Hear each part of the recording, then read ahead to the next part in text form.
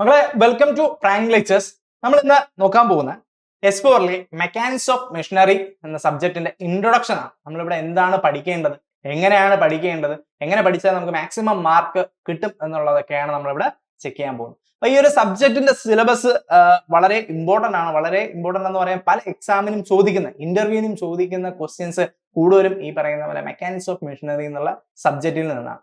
അപ്പൊ ഇവിടെ ഒരു മെഷീൻ എങ്ങനെയാണ് ഉണ്ടാക്കുന്നത്, അപ്പൊ നമുക്കൊരു മെക്കാനിസം മെഷീൻ ആവണമെങ്കിൽ എന്താണ് അതിന്റെ ക്രൈറ്റീരിയ എന്നുള്ള ഒരു സബ്ജക്ട് ഈ ഒരു സബ്ജക്ട് പഠിക്കുന്ന സമയത്ത് നമുക്ക് മനസ്സിലാവും. അപ്പൊ ആദ്യം തന്നെ ഇതിന്റെ കോഡ്, സബ്ജക്ട് കോഡ് അറിഞ്ഞിരിക്കുക, ഇമ്പോർട്ടന്റ് ആണ്. ദാറ്റ് ഈസ് PBMET 404 ആണ് ഈ സബ്ജക്ട് കോഡ്. അങ്ങനെ ക്വസ്റ്റ്യൻ കിട്ടുന്ന സമയത്ത് ഈ പറയുന്ന കോഡൊക്കെ ശ്രദ്ധിക്കുക, വളരെ ഇമ്പോർട്ടന്റ് ആണ്. കാരണം വേറെ ഡിപ്പാർട്ട്മെന്റിന് സെയിം സബ്ജക്ട് വരുന്ന അല്ലെങ്കിൽ സെയിം വരുന്ന കോഡൊക്കെ കാണും. ഓക്കെ, ടോപ്പിക്സ് വരുന്ന കോഡൊക്കെ കാണും. ഓക്കെ, അപ്പൊ ഒന്ന് ഓർത്ത് വയ്ക്കാം. അപ്പൊ ഇപ്പൊ കോഴ്സ് കോഡ് PBMET 404 ആണ്. അതുപോലെ ഇവിടുത്തെ യൂണിവേഴ്സിറ്റി എക്സാം മാർക്ക് വരുന്നത്, എൻ സെമിസ്റ്റർ എക്സാം മാർക്ക് വരുന്നത് 40 മാർക്കിനാണ് എൻ സെമിസ്റ്റർ എക്സാം വരുന്നത്. കാരണം യൂണിവേഴ്സിറ്റി നമുക്ക് 40 മാർക്കിനേ ഉള്ളൂ.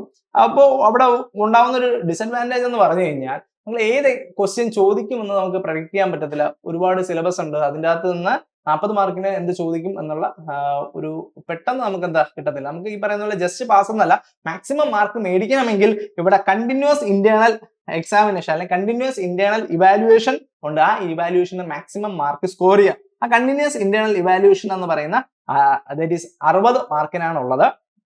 അതുപോലെ തന്നെ നമ്മളെ ക്രെഡിറ്റ് നോക്കുന്ന സമയത്ത് നമുക്ക് ശ്രദ്ധിക്കുക, 4 ക്രെഡിറ്റ് ആണ് ഈ ഒരു സബ്ജക്റ്റിനുള്ളത്. അപ്പൊ 4 ക്രെഡിറ്റ് ആണെങ്കിൽ ഇതൊരു കോർ സബ്ജക്റ്റ് ആണ്. ഭയങ്കര ഇമ്പോർട്ടന്റ് ആയിട്ടുള്ള ഒരു പേപ്പർ ആണ് that is mechanics of machinery എന്ന സബ്ജക്ട്. അപ്പൊ ഇതിന്റെ എക്സാം അവേഴ്സ് എന്ന് പറഞ്ഞാൽ നമുക്ക് പരീക്ഷ വരുന്നത് ദാറ്റ് ഈസ് 2.5 മണിക്കൂറാണ് പരീക്ഷ ഉണ്ടാവുന്നത്.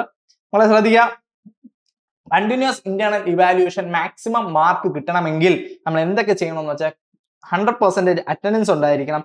മാക്സിമം അറ്റൻഡൻസ് ഉണ്ടായാൽ മാത്രമേ അതിന് 5 മാർക്ക് കിട്ടത്തുള്ളൂ. അതുപോലെ തന്നെ ഈ ഒരു സബ്ജക്റ്റിൽ ഈ സിലബസിനെ ബേസ് ചെയ്തുകൊണ്ട് നമ്മൾ പ്രോജക്റ്റ് ചെയ്യണം. ആ പ്രോജക്റ്റിനാണ് 30 മാർക്ക് ഉള്ളത്. ആ ഒരു പ്രോജക്റ്റിന് മാക്സിമം മാർക്ക് കിട്ടണം. അതുപോലെ നമുക്ക് 2 ഇന്റേണൽ എക്സാം അല്ലെങ്കിൽ സീരീസ് എക്സാം ഉണ്ട്. ആ ഇന്റേണൽ അല്ലെങ്കിൽ സീരീസ് എക്സാം നടത്തുന്ന സമയത്ത് അതിനെ 12.5 മാർക്കിനെ കൺവേർട്ട് ചെയ്തിട്ട് അതിലൊരു മാർക്കായിരിക്കും ഫസ്റ്റ് സീരീസിന്റെയും സെക്കൻഡ് സീരീസിന്റെയും ആഡ് ചെയ്യുന്നത്. ഇങ്ങനെ മൊത്തത്തിൽ ആഡ് ചെയ്യുന്ന സമയത്ത് ടോട്ടലി ശ്രദ്ധിക്കുക, ദാറ്റ് ഈസ് 60 മാർക്കിനാണ് വരുന്നത്. ഈ 60 മാർക്കിന് മാക്സിമം 55-ന് മുകളിൽ മാർക്ക് കിട്ടിക്കഴിഞ്ഞാൽ നമുക്ക് നല്ലൊരു CGPA മേടിക്കാൻ പറ്റും. നല്ലൊരു മാർക്ക് അല്ലെങ്കിൽ നല്ലൊരു CGPA എക്സാമിന് അല്ലെങ്കിൽ എന്താ ഫൈനൽ റിസൾട്ട് വരുമ്പോൾ കിട്ടും. അപ്പൊ ഇതിന്റെ ക്രെഡിറ്റും വളരെ കൂടുതലായതുകൊണ്ട് അത് ഈ പറയുന്ന നിങ്ങൾ CGPA ബാധിക്കുന്ന ഒരു പേപ്പറും കൂടെയാണ് മെക്കാനിക്സ് ഓഫ് മെഷീനറി എന്ന് പറയുന്നത്. അപ്പൊ ഇവിടെ എൻ സെമിസ്റ്റർ എക്സാം, നമ്മുടെ യൂണിവേഴ്സിറ്റി എക്സാം ആണെന്താ എൻ സെമിസ്റ്റർ എക്സാം എന്ന് പറയുന്ന ആ എക്സാമിന് ക്വസ്റ്റ്യൻ പേപ്പർ നോക്കുമ്പോൾ ക്വസ്റ്റ്യൻ പേപ്പർ നമുക്ക് 2 പാർട്ട് കാണും. പാർട്ട് എയും കാണും, അതുപോലെ പാർട്ട് ബിയും കാണും. 2 പാർട്ടാണുള്ളത്, പാർട്ട് എയും പാർട്ട് ബി.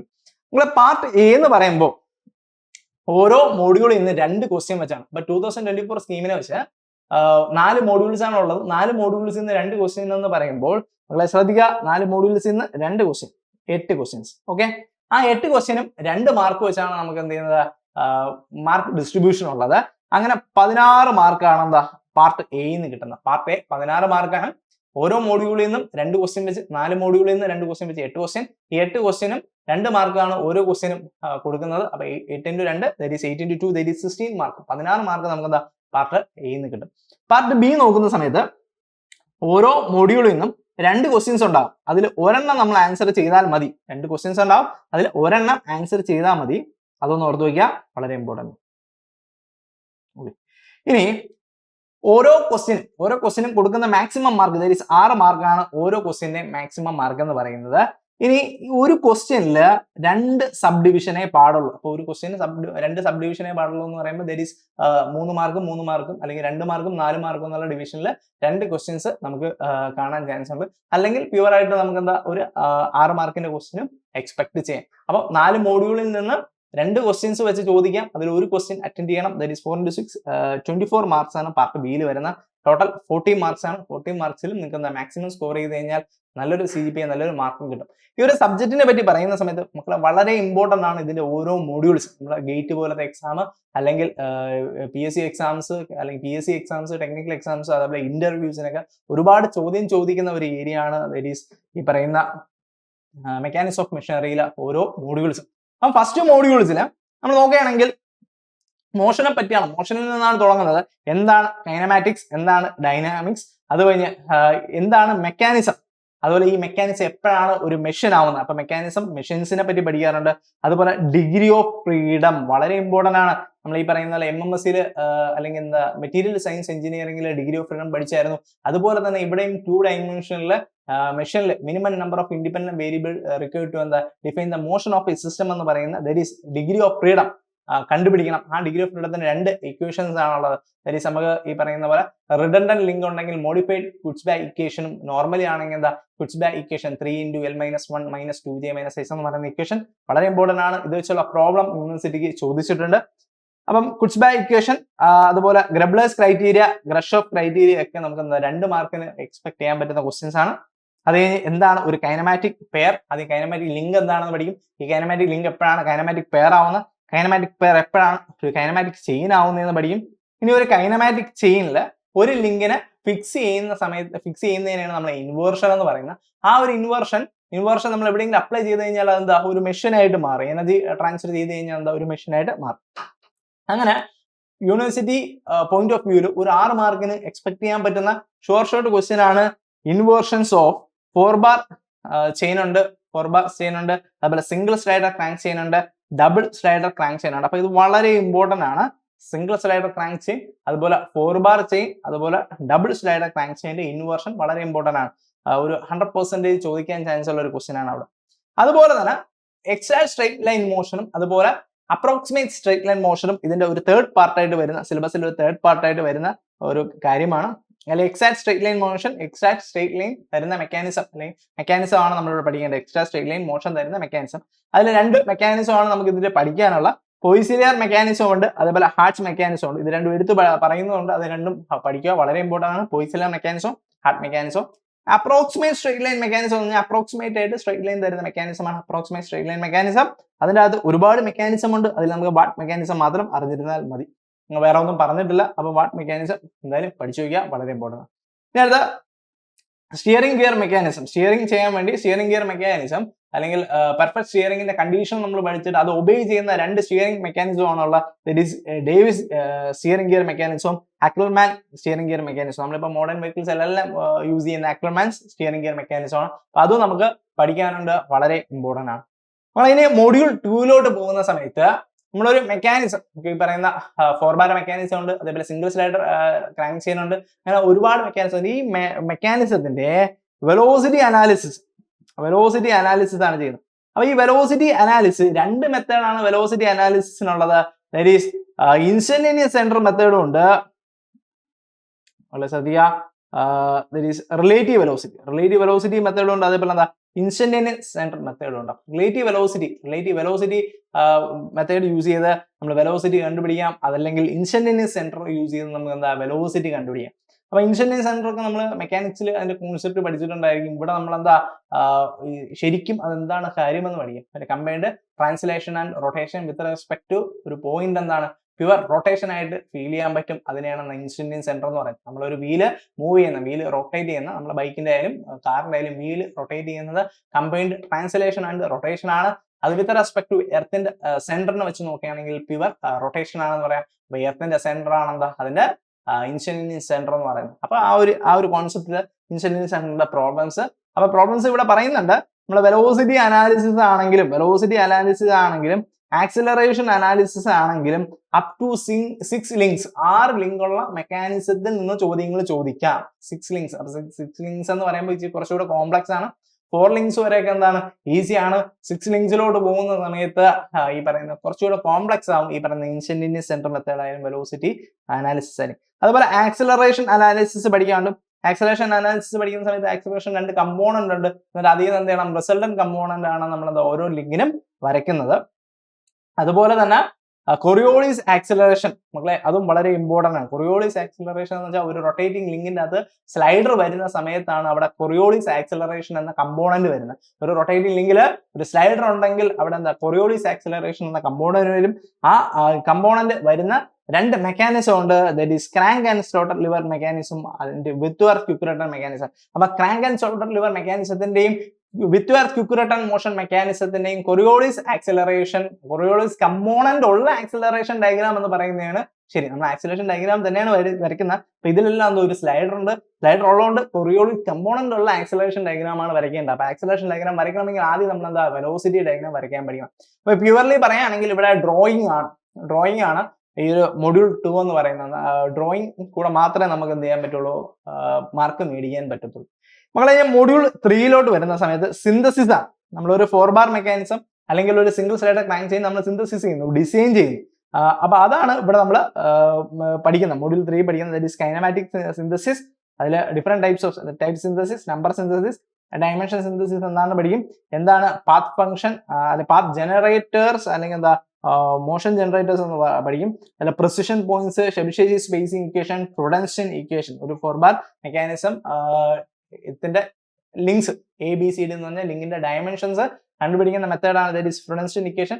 ആ ഇക്വേഷന്റെ ഡെറിവേഷൻ വളരെ ഇമ്പോർട്ടന്റ് ആണ്. അത് വെച്ചുള്ള പ്രോബ്ലംസ് ഈ പറയുന്ന നമ്മളൊരു 4 ബാർ മെക്കാനിസം സിന്തസിസ് ചെയ്യാൻ പറഞ്ഞു കഴിഞ്ഞാൽ ആ ഡയമെൻഷൻസ് കണ്ടുപിടിക്കുക എന്നുള്ളതാണ് അതിന്റെ ഒരു മെത്തേഡ്, വളരെ ഇമ്പോർട്ടന്റ് ആണ്. അതുപോലെ തന്നെ ക്യാംസ് പ്യൂർലി ഡ്രോയിങ്.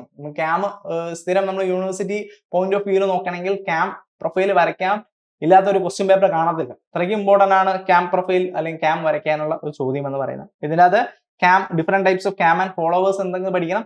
ഇനി ഈ പറയുന്ന ഫോളോവേഴ്സിന് ഡിഫറെന്റ് ടൈപ്സ് ഓഫ് മോഷൻ ഉണ്ട്, അതായത് ഡിസ്പ്ലേസ്മെന്റ് ഡയഗ്രാംസ് ഉണ്ട്. ഫോളോവേഴ്സിന്റെ displacement diagrams that is velocity and acceleration, simple harmonic, uniform velocity, uniform acceleration and deceleration ഉണ്ട്. അതുപോലെ സൈക്ലോയിഡൽ മോഷൻ. അപ്പം ഈ പറയുന്ന നാല് ടൈപ്പ് ഓഫ്